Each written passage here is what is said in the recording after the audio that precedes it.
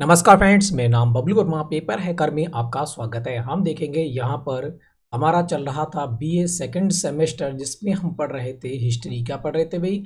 हम पढ़ रहे थे हिस्ट्री, और बहुत ही बारीकी से मैं आपको पढ़ा रहा हूँ और बहुत ही अच्छे प्रकार से आपको पढ़ाने की कोशिश कर रहा हूँ, जो कि आपका एक भी क्वेश्चन बाहर ना जाए। चाहे कहीं से भी कितना भी डीपली क्यों ना पूछ ले, हर क्वेश्चन आपका फंसेगा अगर आप शुरू से क्लासेस देखते होगे। मैंने आपकी थ्योरिकल पूरी पढ़ा दी, ठीक है, साथ में अति लघुत्तम क्वेश्चन पढ़ा दिए। इससे पहले 2 वीडियो में सभी यूनिट डाल रखी हैं। अब मैं ये आपकी 2 वीडियो भी बनाऊंगा और सारी यूनिट खत्म हो जाएंगी। 4 वीडियो 4 यूनिट, एक वीडियो में 4 यूनिट और एक वीडियो में 4 यूनिट, ठीक है। तो 2 वीडियो मिलेंगी आपको बहुविकल्पी क्वेश्चनों की, मतलब एमसीक्यू क्वेश्चनों की, ठीक है। तो स्टार्ट करते हैं। बहुविकल्पी क्वेश्चन के यहाँ पर देखने वाले हैं। कह रहा है प्रश्न रहेगा, प्रत्येक प्रश्न के 4 विकल्प दिए गए हैं, इनमें से केवल एक सही है, उसको ही आपको चुनना है, ठीक है। तो हमारा तो आपको पता ही है कि दिल्ली सल्तनत से लेकर स्टार्ट होता है इसमें, और कहाँ पर आप कहोगे मुगल सल्तनत, जब तक मुगल जो होता है, मुगल सल्तनत जब खत्म होता है, मतलब ये तो होता है 1206 से लेकर 1206 से लेकर 1526, और फिर 1526 से लेकर ये आपका औरंगजेब का समय काल समाप्त होता है, शिवाजी आ जाते हैं, ठीक है। मुगल 1526 और फिर शिवाजी आते हैं तुम्हारे 1627 के फिर में। तब तक आपको ये देखने को यहाँ पर मिल जाता है, ठीक है। 1627 में जन्म होता है शिवाजी का, उसके बाद में 70 मतलब 1680 तक का कार्यकाल देखने को मिलेगा यहाँ पर। कितना? 1680। तो ये हम यहाँ पर डिस्कस करने वाले हैं इसके लिए, ठीक है। बहुत ही आराम से पढ़ेंगे, धैर्य रखकर आपको सुनते रहना है, हर क्वेश्चन आपको समझ में आएगा। तो सबसे पहले दिल्ली सल्तनत में कौन आएगा? कुतुबुद्दीन ऐबक, क्योंकि आपको पता है दिल्ली सल्तनत का बात करते हैं, वंश रहे थे गुलाम खिलजी, गुलाम खिलजी, तुगलक और सैयद और लोधी वंश। ये आपके वंश हैं। दिल्ली सल्तनत के अंतर्गत 5 वंश रहे हैं। कितने? 5 वंश रहे हैं। गुलाम वंश, खिलजी वंश, तुगलक वंश, सैयद वंश और लोधी वंश। गुलाम वंश का प्रथम शासक कौन था? मैं यहीं पर आपको बता दे रहा हूं, ऐबक था। अंतिम शासक कौन था? बात करते हैं बलबन का, वो था जिसे हम क्यूमरस कहते हैं। क्या कहते हैं? क्यूमरस। क्यूमरस, या फिर कभी कभी आपको कैकुबाद भी दे देता है, ठीक है। बात करते हैं खिलजी वंश का प्रथम शासक कौन सा? आप हो गए जलालुद्दीन खिलजी, है ना। जलालुद्दीन, जलालुद्दीन आपको आपको मिलेगा जलालुद्दीन खिलजी। और अंतिम शासक हो जाएगा बात करते हैं नसरुद्दीन शाह। अंतिम शासक कौन था? नसरुद्दीन नहीं, खिलजी वंश का अंतिम शासक था सुसरो शाह। कौन था? सुसरो शाह। फिर क्यों हो रहा है अभी? कोई बात नहीं। सुसरो शाह आपको देखने को मिलेगा अंतिम शासक। तुगलक वंश का प्रथम शासक कौन था? गयासुद्दीन तुगलक, ठीक है। गयासुद्दीन तुगलक आपको देखने को मिलेगा। अंतिम शासक हो जाएगा नसरुद्दीन शाह, नसरुद्दीन, ठीक है। नसरुद्दीन शाह आपको देखने को मिल जाएगा। सैयद वंश का आपको पता है खिरज खां हो जाता है। सैयद वंश का प्रथम शासक कौन था? खिरज खां हो जाता है। अंतिम शासक शाह आलम हो जाता है। कौन? शाह आलम हो जाता है। और बात करते हैं लोधी वंश का प्रथम शासक बहलोल लोधी। कौन था? बहलोल लोधी। और अंतिम शासक कौन था? इब्राहिम लोधी। कौन था भाई? आप कहोगे इब्राहिम, इब्राहिम लोधी, जो बाबर से युद्ध करता है। तो ये आपका दिल्ली सल्तनत यहाँ पर इतना जो वंश है, 5 वंश, प्रथम शासक, अंतिम शासक पूछते हैं एग्जाम में, तो ये आपको अपनी कॉपी पर लिख लेना है, इनको याद कर लेना है, ठीक है। अब करते हैं स्टार्ट। सबसे पहले आएगा कौन? गुलाम वंश। और गुलाम वंश में कौन? इसका ऐबक हो जाता है संस्थापक, ठीक है। तो अब स्टार्ट करते हैं। तराइन के द्वितीय युद्ध 1192 में के उपरांत मोहम्मद गौरी ने अपने मुख्य भारतीय प्रदेशों का सूबेदार किसे नियुक्त किया था? तो मैं आपको बता दूं, तराइन के 2 युद्ध हुए थे। एक हुआ था 1191 में, एक हुआ था 1192 में। पहला युद्ध मोहम्मद गौरी और किसके बीच? पृथ्वीराज चौहान के बीच। दूसरा भी मोहम्मद गौरी और पृथ्वीराज चौहान के बीच। मगर पहले वाले में पृथ्वीराज चौहान जीतते हैं, दूसरे वाले में मोहम्मद गौरी जीत जाता है। किसके सहयोग से? तो जयचंद, मतलब बात करते हैं पृथ्वीराज चौहान का एक दोस्त होता है जिसका नाम होता है जयचंद। जयचंद सहायता किसकी करता है? सेकंड वाले में गौरी की सहायता करता है। उसके बाद यहाँ पर पृथ्वीराज चौहान हार जाता है। उसके बाद फिर एक युद्ध होता है 1194 में, जिसे कहते हैं, बात करते हैं चंदावर का युद्ध। क्या कहते हैं? चंदावर का युद्ध, जो किसके बीच होगा? जयचंद के बीच, जयचंद के बीच और गौरी के बीच आपको देखने को मिलेगा, मोहम्मद गौरी के बीच। तो इतनी बात आपको ध्यान रखना, ये 3 युद्ध लगातार थे यहाँ पर, ठीक है, गौरी से। तो ये आपको ध्यान रखना है। तराइन के द्वितीय युद्ध 1192 के उपरांत मोहम्मद गौरी ने अपने मुख्य भारतीय प्रदेशों का सूबेदार किसे नियुक्त किया था? तो बात करते हैं, मोहम्मद गौरी एक गुलाम लेकर आया था, गुलाम। तो उस गुलाम का नाम क्या था? उस गुलाम का नाम था कुतुबुद्दीन ऐबक। तो ऐबक को ही अपना उत्तराधिकारी घोषित करके और ये गौर प्रदेश वापस लौट गया था। ठीक है, तो यहां पर कुतुबुद्दीन ऐबक बिल्कुल सही आंसर रहेगा। अगले बात करते हैं, मोहम्मद गौरी की मृत्यु के 3 माह पश्चात कुतुबुद्दीन ऐबक का राज्याभिषेक हुआ। ये कब हुआ था राज्याभिषेक? ये सिंपली हमसे पूछ रखा है।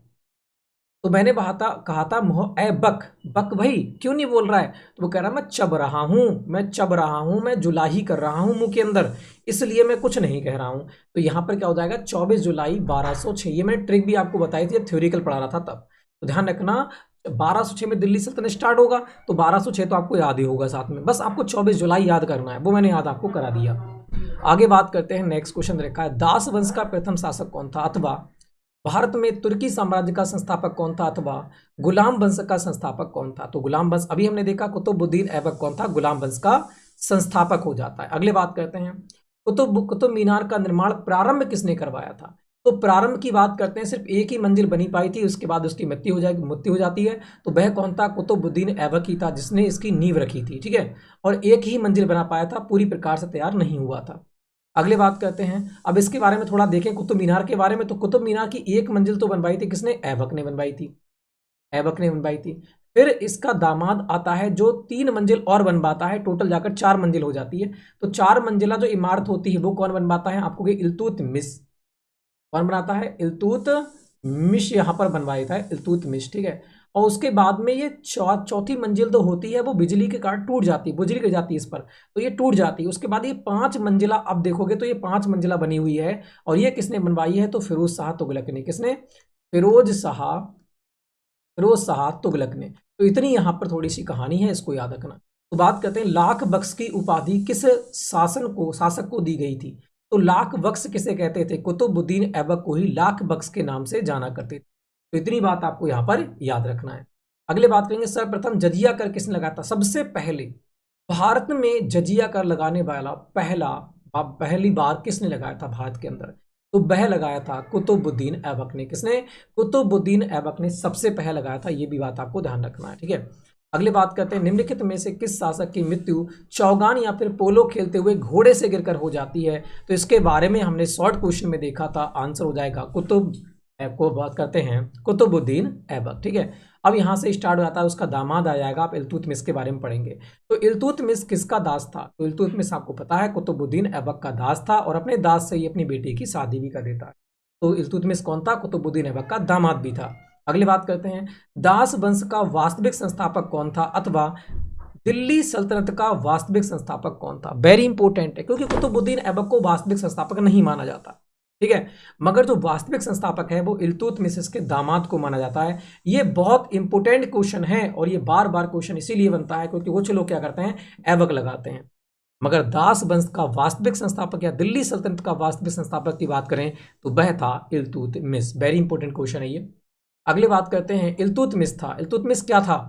आप कहोगे यह एक तुर्क था। कौन था? इल्तुतमिश एक तुर्क था। अगली बात करते हैं, किस शासक ने लाहौर के स्थान पर दिल्ली को अपनी राजधानी बनाई? तो बात करते हैं, कुतुबुद्दीन ऐबक के समय में लाहौर राजधानी थी, मगर जैसे ही इल्तुतमिश आता है अपनी राजधानी परिवर्तित करके कहां ले आता है? दिल्ली ले आता है। अब राजधानी कहां पहुंच गई है? दिल्ली पहुंच चुकी है। अब बात करते हैं, सल्तनत इल्तुतमिश का वजीर था, सॉरी सुल्तान इल्तुतमिश का वजीर था। अब बताना है इल्तुतमिश का वजीर कौन था, ये आपको यहां पर चुनना है। ठीक है, इल्तुतमिश का वजीर कौन था? देखेंगे, मलिक इजुद्दीन शालारी, ये तो सारे कुछ है नहीं, तो यहां पर हो जाएगा तुम्हारा मलिक निजामुल मुल्क जुनैदी, ये यहां पर बिल्कुल सही है। तो सुल्तान इल्तुतमिश का वजीर जो था वो था मलिक निजामुल मुल्क जुनैदी। ये बहुत ही इंपॉर्टेंट क्वेश्चन है, और ये कंपटीशन एग्जाम में बहुत बार पूछा गया है, और बीए एग्जाम में भी पूछा गया है, तो आपको ध्यान रखना है इसके बारे में। अगले बात करते हैं, 40 मुगलों के दल जिसे तुर्कान ए चहलगानी भी कहते हैं, इसका संगठन किसने किया था? तो तुर्कान ए चहलगानी का गठन, मतलब इसकी नींव किसने डाली थी? तो ये डाली थी इल्तुतमिश ने। किसने? इल्तुतमिश ने इसको किया था, और बलबन ने इसको खत्म कर दिया था। अगले बात करते हैं, इक्तेदारी व्यवस्था को किसने प्रारंभ किया था? जो इक्तेदारी व्यवस्था थी वो किसने प्रारंभ की थी? तो इक्तादारी व्यवस्था जो थी वो भी किसने की थी? इल्तुतमिश ने ही प्रारंभ की थी। ये भी बात आपको ध्यान। अगले बात कर लेते हैं। अब ये क्वेश्चन बहुत बार क्वेश्चन पूछा गया है, इसको ध्यान रखना है। सल्तनत युग के दो महत्वपूर्ण सिक्के, एक तो चांदी का हुआ करता था टंका और तांबे का हुआ करता था जीतल, प्रारंभ किए थे। किसने प्रारंभ किए थे ये बताना है। अथवा निम्नलिखित में से किस सुल्तान ने प्रथम बार तांबे की मुद्रा के रूप में प्रस्तावित किया था? अब बताना है टंका के लिए। तो देखो ये भी आपको ध्यान रखना है, क्वेश्चन पूछेगा टंका जो है वो किसका बना हुआ था, या जीतल जो है वो किसका बना हुआ था। जीतल पीतल तांबा ऐसे याद कर लो, ठीक है, और चांदी का डंका बसता है ऐसे याद कर लो, ठीक है। तो आप ऐसे याद कर सकते हो। ये दोनों की दोनों किसने लाए थे? इल्तुतमिश ने चलाए थे सिक्के, टंका और जीतल। अगली बात करते हैं, कुतुब मीनार का मुख्य भाग किसने बनवाया था? तो मैंने कहा था एक मंजिल तो ऐबक ने बनवाई थी, मगर जो 4 मंजिला उसके बाद तैयार कर दी थी पूरी प्रकार से, वो की थी किसने? मुख्य भाग किसने बनवाया था? तो वो बनवाया था इल्तुतमिश ने, इसके दामाद ने। कुतुब मीनार का निर्माण किसने करवाया था? पूरा किसने करवाया था? तो इल्तुतमिश ने। अगली बात करते हैं, इल्तुतमिश का उत्तराधिकारी कौन था? इल्तुतमिश के बाद कौन गद्दी पर बैठा था? तो इसकी बेटी हुआ करती थी, इसका नाम था रजिया सुल्तान, एकमात्र दिल्ली शासिका रजिया सुल्तान। तो अब देखेंगे रजिया सुल्तान के बारे में। तो रजिया किसकी पुत्री थी, अथवा रजिया के पिता कौन थे? तो रजिया के पिता अभी हमने देखे कौन थे? इल्तुतमिश थे। अगले बात करते हैं, रजिया बेगम गद्दी पर कब बैठी थी? तो मैंने कहा था इसके बारे में आपको, जब लगे उत्तर क्वेश्चन पढ़ाए थे, तो 1236 से लेकर 1240 का जो कार्यकाल है वो आपको रजिया बेगम का देखने को मिल जाता है। तो 1236 में कौन बैठी थी? रजिया सुल्तान गद्दी पर बैठती है। अगले बात करते हैं, दिल्ली की गद्दी पर बैठने वाली पहली महिला शासिका कौन थी, अथवा दिल्ली सल्तनत की एकमात्र महिला शासिका कौन थी? तो बात करते हैं, वह थी रजिया बेगम। कौन थी? रजिया सुल्तान, जो आपको देखने को मिलेगी 1236 से लेकर 1240 तक इसका कार्यकाल होता है, ठीक है। अगली बात कर लेते हैं, किस मुगल को रजिया का विशेष कृपा पात्र समझा जाता था? तो इसका एक बात करते हैं, मनसदार हुआ करता था जिससे घोड़े वगैरह पालता था, ठीक है। बात करते हैं, मनसदार हुआ करता था जिसका नाम था जमालुल जमालुद्दीन याकूत। कौन था? जमालुद्दीन याकूत। याकूत को रजिया का प्रेमी भी कहा जाता है, ये भी आपको ध्यान रखना है। अगली बात करते हैं, रजिया सुल्तान का विवाह हुआ था। रजिया सुल्तान का विवाह किससे हुआ था? तो रजिया सुल्तान जो थी वो अल्तुनिया को हराने के लिए गई थी, मगर अल्तुनिया ने उसको बंदी बना लिया। उसके बाद रजिया ने अपने मोह जाल में फांस कर अल्तुनिया से शादी कर ली। तो रजिया का विवाह किससे हुआ था? तो आप कहोगे अल्तुनिया से हुआ था। ये भी बात आपको ध्यान रखना है। अगले बात करते हैं, रजिया सुल्तान के सिक्कों पर क्या नाम लिखा हुआ है? क्या अंकित है रजिया सुल्तान का नाम? तो आप कहोगे रजियत उद्दीन। कौन है? रजियत उद्दीन इसके सिक्कों पर लिखा हुआ है, रजिया का नाम। तो ये भी ध्यान रखना है, रजिया सुल्तान के सिक्कों पर क्या नाम है उसका? तो आप कहोगे रजियुद्दीन। कौन है? रजियत उद्दीन। अगले बात करते हैं, रजिया बेगम की मृत्यु कब हुई? मैंने अभी कहा था 1236 से लेकर 1240 का कार्यकाल किसका होगा? रजिया सुल्तान। तो 1240 में इसकी मृत्यु हो जाती है। अब बलबन के बारे में देख लेते हैं। दास वंश का महान शासक कौन था? तो दास वंश का महान शासक कौन हो जाता है? तो वह था बलबन, क्योंकि बलबन की जो कूटनीति थी वो बहुत ही अच्छी थी और ये बहुत समय तक कार्यकाल करता रहा गुलाम वंश के अंतर्गत। तो बात करते हैं दास वंश या गुलाम वंश भी कहते हैं इसे। दास वंश का महान शासक कौन था? तो आप कहोगे बलबन सबसे महान शासक हो जाता है, ठीक है। अगले बात करते हैं, बलबन गद्दी पर कब बैठा? तो जो बलबन जो था वो गद्दी पर कब बैठा था ये आपको बताना है। तो बलबन जो था 1265 में गद्दी पर बैठता है। कब बैठता है? 1265 में गद्दी पर बैठा। इसकी डेट बहुत याद रखना है, डेट बहुत जरूरी है आपके लिए एग्जाम के लिए, ठीक है। निम्नलिखित, क्योंकि बीए में डेट बहुत पूछी जाती है, तो निम्नलिखित शासकों में से किसने रक्त एवं लोह की नीति अपनाई थी? तो किसने अपनाई थी? ये अपनाई थी बलबन ने, ठीक है। अगली बात करते हैं, दिल्ली के किस सुल्तान ने कहा था कि राजत्व का कोई बंधुत्व नहीं होता? जो राजत्व है उसका कोई बंधुत्व नहीं होता, वह कहा था बलबन ने। किसने कहा था? बलबन ने कहा था राजत्व की कोई बंधुत्व नहीं होता है, ठीक है। अगले बात करते हैं, यहां रखा है किस सुल्तान ने 40 अमीरों के दल का नाश किया? तो सभी को पता है इल्तुतमिश ने इसे भर के तैयार किया था और बलबन इसका खुद सदस्य हुआ करता था। ये जानता था कि 40 राज्य के अनुसार कुछ भी कर सकते हैं, मेरा राज्य पाट भी छीन सकते हैं, तो इसीलिए बलबन ने 40 दल को ही समाप्त कर दिया। जिस प्रकार से रजिया, अगर 40 दल नहीं होता तो रजिया शासिका बहुत समय तक बनी रहती, क्योंकि 40 जो थे वही उसकी सबसे ज्यादा कमजोरी बने। अगली बात करते हैं, किसके शासनकाल में निरंकुशता अपनी चरम सीमा पर पहुंच गई थी। तो निरंकुशता बलबन के शासनकाल में अपनी चरम सीमा पर पहुंच गई थी। अगले देखा जाए नेक्स्ट क्वेश्चन की ओर। देखा है किसके शासनकाल में दिल्ली सल्तनत का विस्तार नहीं हुआ। तो दिल्ली सल्तनत का विस्तार नहीं हुआ था, वो अपने जो राज्य के अंतर्गत ही वो अपने राज्य को ही सुधारने में लग गया था। तो वह कौन था? वह था बलबन। वह कौन था? बलबन था। इसीलिए इसे निरंकुशता अपनी चरम सीमा पर पहुंच गई थी ये कहते हैं, क्योंकि ये खुद अपने साम्राज्य को ही सुधारने में लग गया था। इसीलिए इसने सबसे बात करते हैं बहुत समय तक इसने सल्तनत पर अधिकार भी कर रखा था अपना। तो इस प्रकार से कौन सा हो जाएगा? बलबन यहाँ पर बिल्कुल सही आंसर होगा। अगले बात करते हैं बलबन के शासनकाल में बंगाल के किस सूबेदार ने विद्रोह किया था। तो बलबन के शासनकाल में किस सूबेदार ने विद्रोह किया था? तो बलबन के शासनकाल में जो बुगरा खां था, जो बुगरा खां था उसने विद्रोह किया था। ठीक है, अगले बात करते हैं। चलो, अमीर खुसरो जो कि एक महान पारसियन कवि था। अब वेरी वेरी इंपॉर्टेंट क्वेश्चन बनेगा, अमीर खुसरो कैसे कवि थे, कहाँ के कवि थे? तो ये एक पारसियन कवि थे। कैसे थे? पारसियन कवि थे। किस शासक के दरबार में रहते थे? तो किस सरकार के दरबार में रहते थे अमीर खुसरो? तो अमीर खुसरो जो थे वो बलबन के दरबार में रहा करते थे। ये बात आपको ध्यान रखना है, क्योंकि ये बहुत बार क्वेश्चन पूछने वाला क्वेश्चन। अगले बात करते हैं, बलबन की मृत्यु हुई थी। बलबन की मृत्यु कब हुई थी? तो बलबन की मृत्यु कब हुई थी?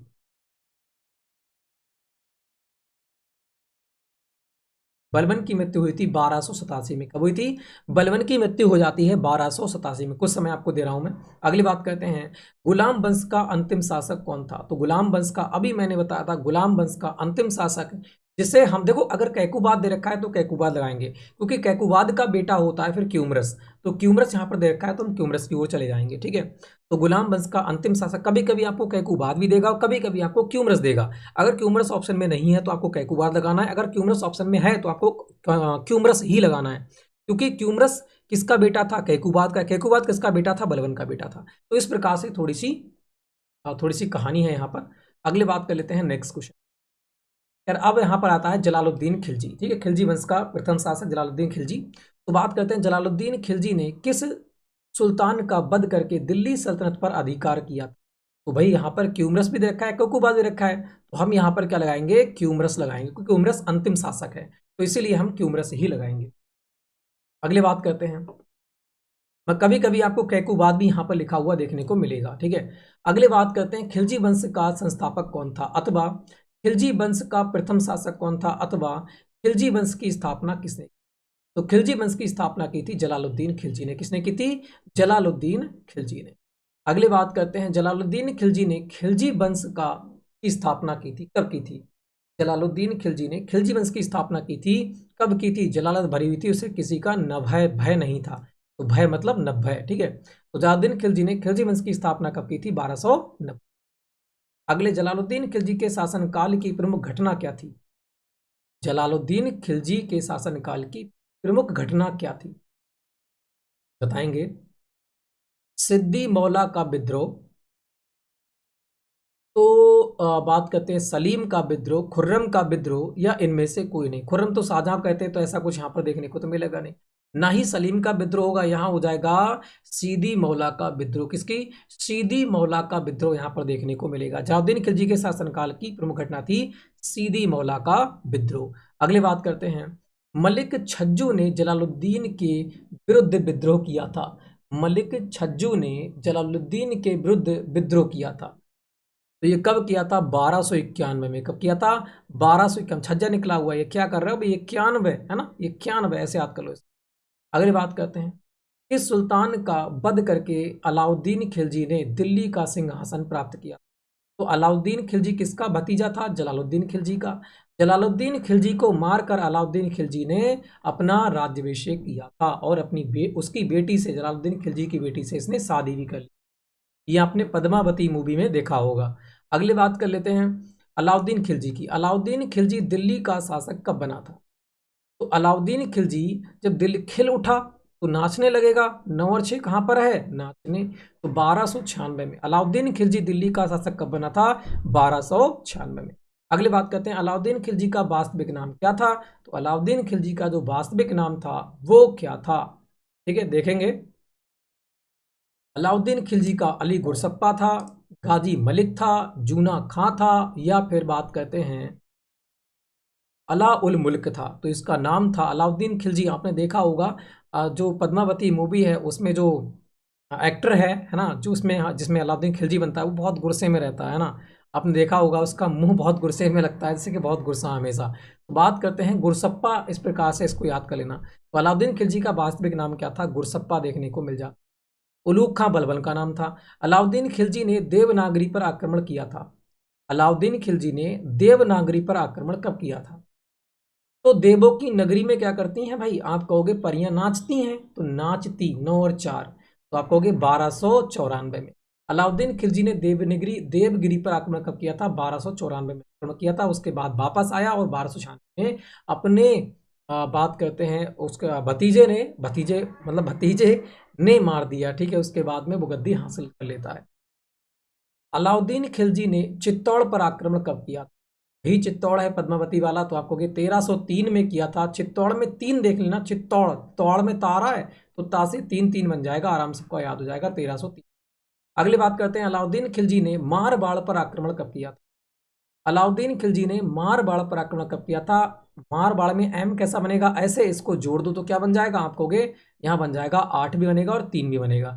तो आंसर क्या हो जाएगा? आप कहोगे 1308 में। अलाउद्दीन खिलजी ने मारवाड़ पर आक्रमण कब किया था? 1308 में। अगली बात करते हैं, सल्तनत काल में दक्षिण भारत पर विजय प्राप्त की थी, किसने की थी? क्योंकि सबसे पहले जो दिल्ली सल्तनत का जो था वो दक्षिण की ओर प्रस्थान करने लगा, अपना विस्तार दक्षिण की ओर करने लगा। उत्तर भारत में तो उसका विस्तार था ही था, साथ में दक्षिण की ओर सबसे पहले विजय प्राप्त की थी, तो वह था अलाउद्दीन खिलजी। कौन था? अलाउद्दीन खिलजी ही था।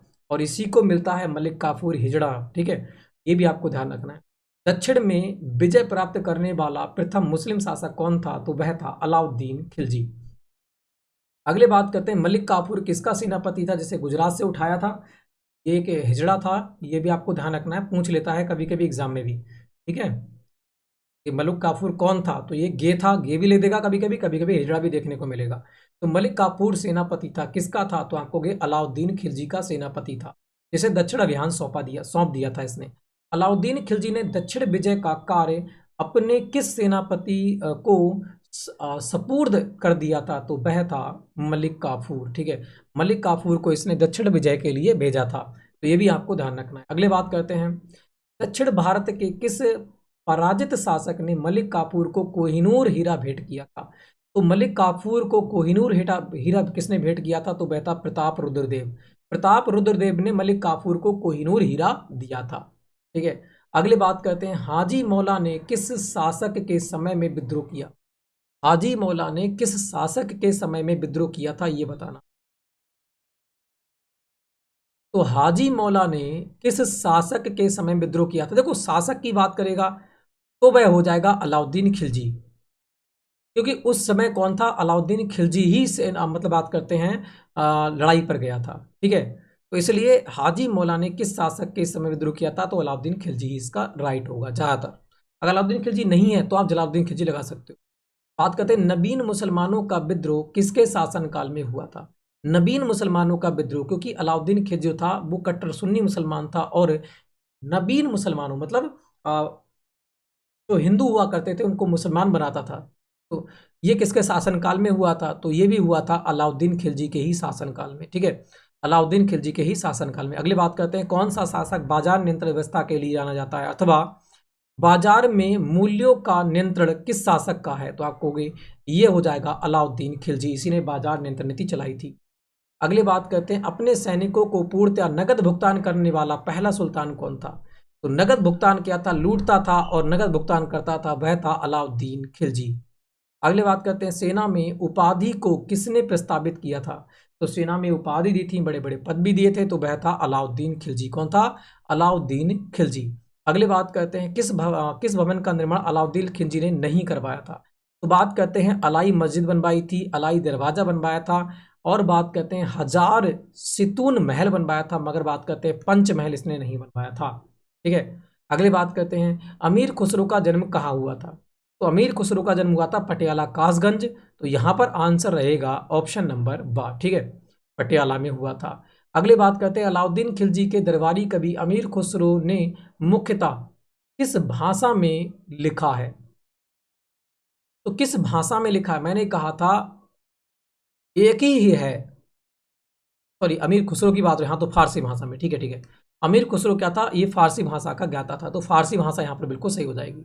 अगले बात करते हैं, अमीर खुसरो द्वारा रचित ग्रंथ खजाइन उल फुतह, खजाइन उल फुतह ग्रंथ का संबंध किससे है?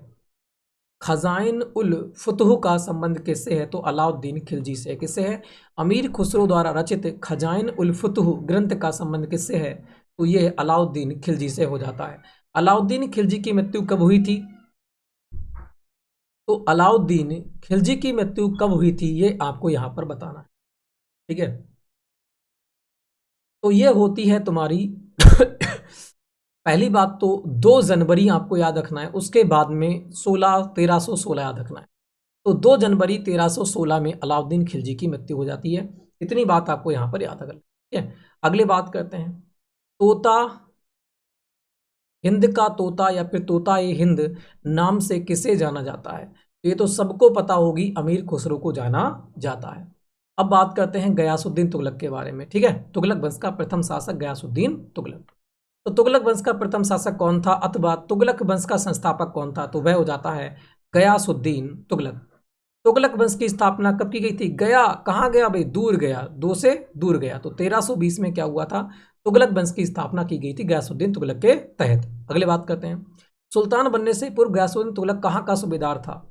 सुल्तान बनने से पूर्व गयासुद्दीन तुगलक जो था वो कहाँ का सूबेदार था? तो गयासुद्दीन तुगलक जो था वो बदायूं का सूबेदार था। कहाँ का था? नहीं नहीं नहीं, बदायूं का नहीं था, बदायूं का नहीं था, ये था तुम्हारे दीपालपुर का। कहाँ का? दीपालपुर का सूबेदार हुआ करता था। सुल्तान बनने से पूर्व गयासुद्दीन तुगलक, ठीक है, गयासुद्दीन तुगलक कहाँ का सूबेदार था? तो ये दीपालपुर का सूबेदार हुआ करता था। ये वेरी इंपॉर्टेंट क्वेश्चन, थोड़ा सा डीपली क्वेश्चन पूछा गया है, मगर ये बहुत आप इंपॉर्टेंट क्वेश्चन याद करना है इसके लिए। अगले बात करते हैं, गयासुद्दीन तुगलक की मृत्यु कब हो गई थी? गया भाई, छोड़ के चला गया, तो मतलब 25 हो जाएगा, 25 हो जाएगा। तो गयासुद्दीन तुगलक की मृत्यु कब हुई थी? ये हुई थी 1325 में। अगले बात करते हैं, अब यहाँ पर देखेंगे मोहम्मद बिन तुगलक, ठीक है।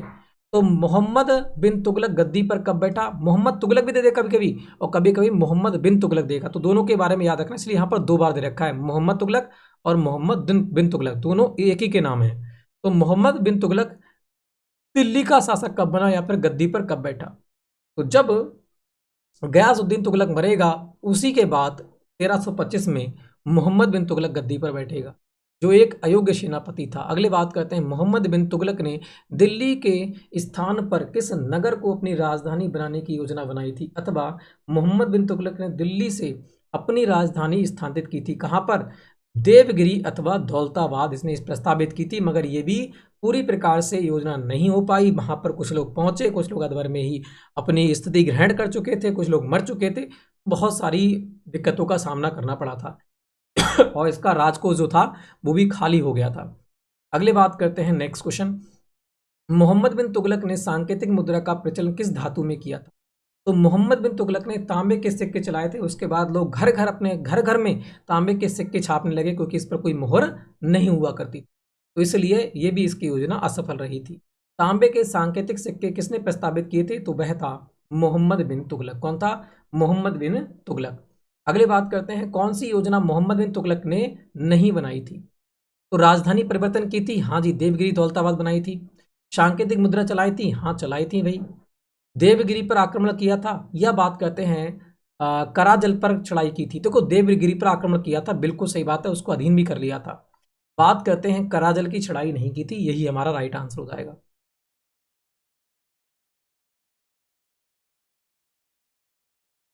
सॉरी सॉरी, यहां पर थोड़ी सी मिस्टेक हो गई, ठीक है। यहां पर कराजल पर चढ़ाई की थी, मगर देवगिरी पर आक्रमण नहीं किया था, पहले से ही देवगिरी इनके अधीन था, ठीक है, पहले से ही इनके देवगिरी अधीन था। इतनी बात आपको याद रखना है, ठीक है। अगले बढ़ जाते हैं, कृषि के विकास के लिए अमीर ए कोही की नियुक्ति किसने की थी? कृषि के विकास के लिए अमीर ए कोही की नियुक्ति ये की थी मोहम्मद बिन तुगलक ने। किसने? मोहम्मद बिन तुगलक ने। ये आपको याद रखना, ये वेरी इंपॉर्टेंट है। आपसे पूछता है मीरे कोही किससे संबंधित है, तो कृषि संबंधित है। किसने लाया था? मोहम्मद बिन तुगलक ने। अगले बात करते हैं, किस सुल्तान के शासनकाल में बंगाल स्वतंत्र राज्य बना? तो बंगाल स्वतंत्र राज्य बन गया था किसके शासनकाल में? तो मोहम्मद बिन तुगलक के शासनकाल में बंगाल जो था वह स्वतंत्र राज्य बन गया था। हिंदुओं के प्रति सर्वाधिक दयालु था कौन था? हिंदुओं के प्रति सर्वाधिक दयालु कौन था? तो वह था मोहम्मद बिन तुगलक। कौन था? मोहम्मद बिन तुगलक हिंदुओं के प्रति सर्वाधिक दयालु था। अगली बात करते हैं, इब्न बतूता किसके शासनकाल में भारत आया था? तो इब्न बतूता कहाँ का रहने वाला था? इब्न बतूता मोरक्को का रहने वाला था। पहली बात ये आपको ध्यान रखना है। और ये किसके शासनकाल में आया था? तो मोहम्मद बिन तुगलक के शासनकाल में भारत आया था। अगली बात करते हैं, मोहम्मद बिन तुगलक की मृत्यु किस स्थान पर हुई थी? तो मोहम्मद बिन तुगलक की मृत्यु थट्टा जगह पर हुई थी। कहां पर? थट्टा पर हुई थी। अगली बात कर लें, किस सुल्तान को विरोधी गुणों का मिश्रण कहा जाता है? तो वह हो जाएगा मोहम्मद बिन तुगलक को विरोधी गुणों का मिश्रण कहा जाता है। ठीक है, अगले बात कर लेते हैं, यहां थोड़ा छोटा करते हैं। दे रखा है, निम्नलिखित में से किस विद्वान ने मोहम्मद बिन तुगलक के व्यक्तित्व को विरोधी तत्वों का मिश्रण स्वीकार किया है? तो वह किसने किया है? तो यह किया है डॉक्टर आशीर्वादी लाल श्रीवास्तव ने। कौन? डॉक्टर आशीर्वादी लाल श्रीवास्तव ने इन्हें विरोधी तत्वों का मिश्रण कहा है मोहम्मद बिन तुगलक के लिए। यह भी इंपॉर्टेंट है। ठीक है, अगली बात करते हैं, अब स्टार्ट करते हैं फिरोज तुगलक के बारे में। फिरोज शाह तुगलक किस वर्ष गद्दी पर बैठा था? तो फिरोज शाह तुगलक किस वर्ष गद्दी पर बैठा, ये बताना है।